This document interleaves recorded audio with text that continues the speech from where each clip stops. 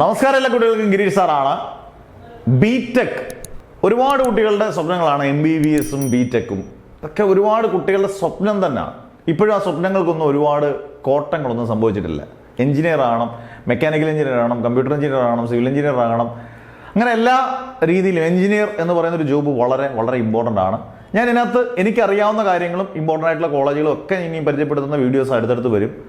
ഇതിനകത്ത് യാതൊരു രീതിയിലും എൻ്റെ രീതിയിലുള്ള അസംഷൻ, ഞാനൊരു 2-3 എഞ്ചിനീയറിംഗ് കോളേജിൽ പഠിപ്പിച്ച അധ്യാപകനായതുകൊണ്ട് ആ കോളേജിനെ കുറിച്ചൊന്നും ഞാൻ പറയാൻ ആഗ്രഹിക്കുന്നില്ല. കാരണം അങ്ങനല്ല, അതൊരു പ്രൊമോഷൻ ചെയ്തല്ല.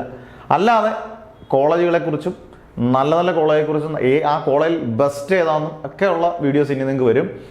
സബ്സ്ക്രൈബ് ചെയ്ത് വെച്ചേക്കുക, റെഡി ആയിട്ടിരിക്കുക, കമൻസ് നിങ്ങൾക്ക് ഇടാം. എന്തായാലും ബിടെക്കിന് പോകുന്നതിന് മുമ്പ് നിർബന്ധമായും 5 കാര്യങ്ങൾ നിങ്ങൾ അറിഞ്ഞിരിക്കണം. ഇത് വളരെ സിമ്പിളായിട്ട് പറയുകയാണ്. 1, നമുക്കറിയാം കീം എന്ന് പറയുന്നത് കേരളത്തിൽ നടത്തുന്ന എൻട്രൻസ് ടെസ്റ്റാണ്. കീമിന് PCM ആണ്, ഫിസിക്സ് കെമിസ്ട്രി മാത്സ്. നിർബന്ധമായിട്ടും ഈ 3 വിഷയങ്ങൾ അത്യാവശ്യം നന്നായിട്ട് പഠിച്ച് കീം ടെസ്റ്റിൽ നിങ്ങൾ മാക്സിമം കയറിപ്പറ്റി ആ ടെസ്റ്റിൽ ഫസ്റ്റ് റാങ്ക് കിട്ടണം, സെക്കൻഡ് റാങ്ക് കിട്ടണം എന്നുള്ളത് കിട്ടിയ നല്ല കാര്യം, കിട്ടുന്ന മോശം കാര്യമൊന്നുമില്ല പറഞ്ഞു. പക്ഷെ നമ്മൾ അത് ഉറപ്പായിട്ടും ആ ടെസ്റ്റ് പാസ്, കീം ടെസ്റ്റ് എന്തായാലും നമ്മളത് ക്ലിയർ ചെയ്തിരിക്കണം. അത് ഉറപ്പായിട്ടും. കാരണം അത് കിട്ടിക്കഴിഞ്ഞാൽ നിങ്ങൾക്ക് ഈ എൻട്രൻസിലേക്കുള്ള എൻട്രൻസ് വാതിൽ വളരെ സുഗമമായി തുറന്നിട്ടേക്കും. നമുക്ക് സാമ്പത്തികമായി വളരെ കുറവാണ്. മാത്രവുമല്ല അത്യാവശ്യം വലിയ കുഴപ്പമില്ലാത്ത റാങ്ക് കിട്ടിയാൽ ഇന്നത്തെ അവസ്ഥയിൽ കേരളത്തിൽ നല്ല നല്ല കോളേജിൽ, ഗംഭീരമായ കോളേജിൽ നമുക്ക് പഠിക്കാനുള്ള അവസരം കിട്ടും. അന്നേരം കീം വളരെ മസ്റ്റ്. ഞാൻ പറയാത്തത് NIT IIT പോലുള്ള വലിയ വലിയ സാധനങ്ങളാണ്. ഇപ്പം നമുക്ക് കീമിലേക്ക് മാത്രം കിടക്കാം. ജെയുടെ പരീക്ഷ കഴിഞ്ഞല്ലോ ഓൾറെഡി.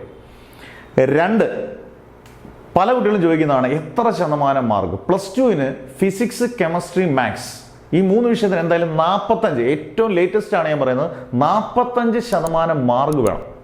അത് ഒരുമാതിരിപ്പെട്ട എല്ലാ കുട്ടികൾക്കും ബിടെക് എടുക്കുന്ന കുട്ടികൾക്കും കിട്ടാൻ ചാൻസ് ഉള്ളത് തന്നെയാണ്.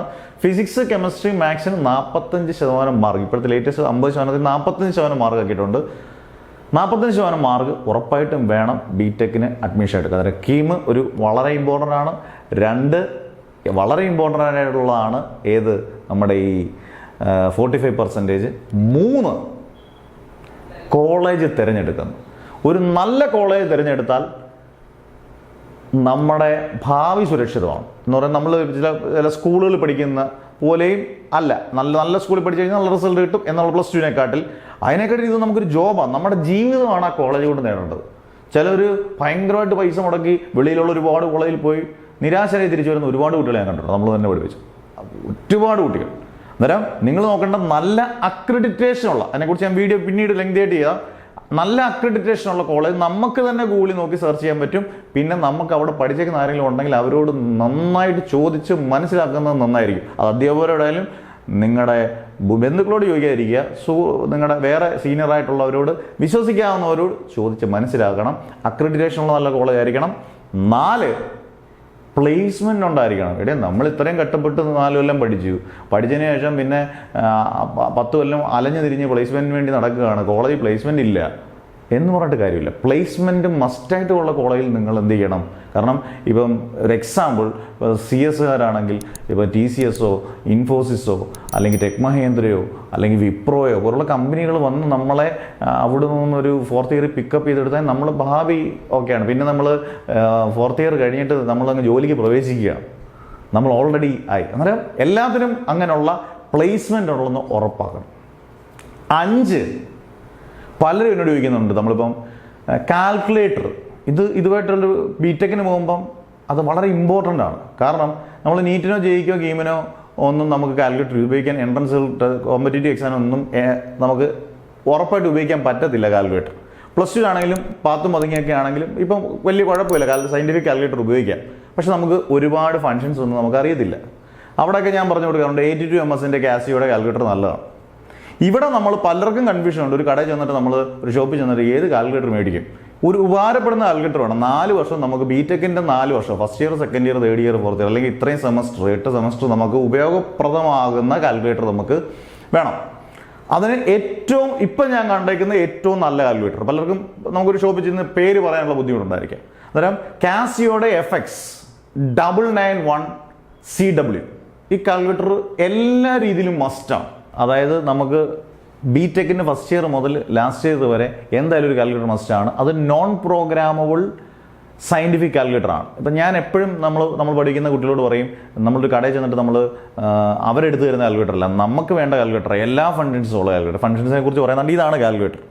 കാസിയോയുടെ FX991CW എന്ന് പറയുന്ന കാസിയോയുടെ ബെസ്റ്റാണ്. ഇതിൻ്റെ ഫങ്ഷൻസ് കേട്ടാൽ ഇത്രയും ഫങ്ഷൻസ് ഉള്ളൊരു മറ്റൊരു കാൽക്കുലേറ്റർ ലേറ്റസ്റ്റ് ആയിട്ട് നമുക്ക് അവൈലബിൾ അല്ല. ഒരുപാട് ഫീച്ചേഴ്സ് ഉണ്ട്. ഒരു 4 ലൈൻ ഡിസ്പ്ലേ ഉണ്ട്.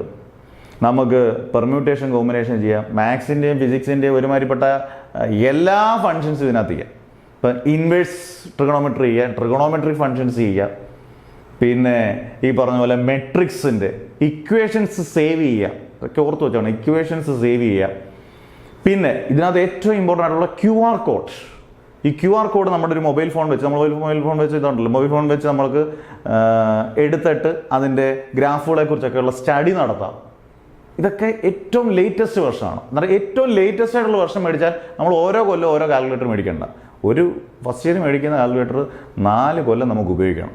അല്ലെങ്കിൽ പിന്നീട് നമുക്ക് ഇതിനും ഉപയോഗിക്കുന്ന രീതിയിലൊരു ഉതകുന്ന കാൽക്കുലേറ്റർ ഉപയോഗിക്കാം. അതൊരു മസ്റ്റാണ്. ഇതിനകത്തുള്ള കാര്യങ്ങൾ പല കുട്ടികൾക്കും അറിയത്തില്ല. ഇപ്പം മെട്രിക്സിൻ്റെ ആണെങ്കിൽ കാൽക്കുലേഷൻ എളുപ്പമാക്കാം. കോംപ്ലക്സ് ഫങ്ഷൻസ്, ഭയങ്കരമായിട്ടുള്ള കോംപ്ലക്സ് ഫങ്ഷൻസ് നമുക്ക് ഈസി ആയിട്ട് ചെയ്യാൻ പറ്റും. ഗ്രാഫുകൾ, ഇങ്ങനെയുള്ള എല്ലാ കാര്യങ്ങളും ഇതിനകത്ത് വളരെ വളരെ വളരെ ഈസി ആയിട്ട് പറ്റും.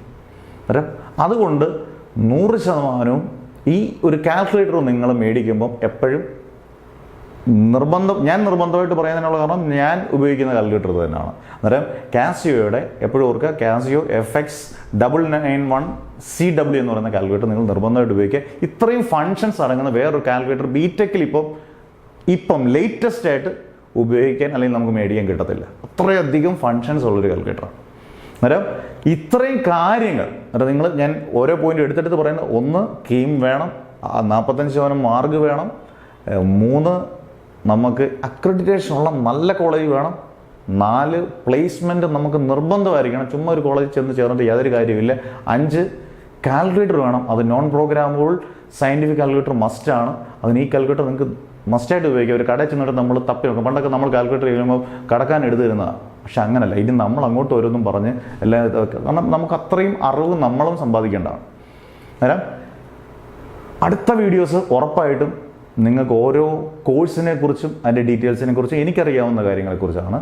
ഉറപ്പായിട്ടും ഒരു എഞ്ചിനീയറിംഗ് കോളേജ് അധ്യാപകനായതുകൊണ്ടും വ്യക്തമായിട്ട് അത്യാവശ്യം എനിക്കറിയാവുന്ന കാര്യങ്ങൾ, 100% പെർഫെക്റ്റ് എന്നല്ല, എന്നാലും നിങ്ങൾക്ക് അറിയാവുന്ന സിമ്പിളായിട്ടുള്ള രീതിയിൽ ഉറപ്പായിട്ടും പറഞ്ഞു തന്നിരിക്കും. അതുവരെ കാണുന്നവരെ നെവർ എവർ ഗിവ് അപ്പ്.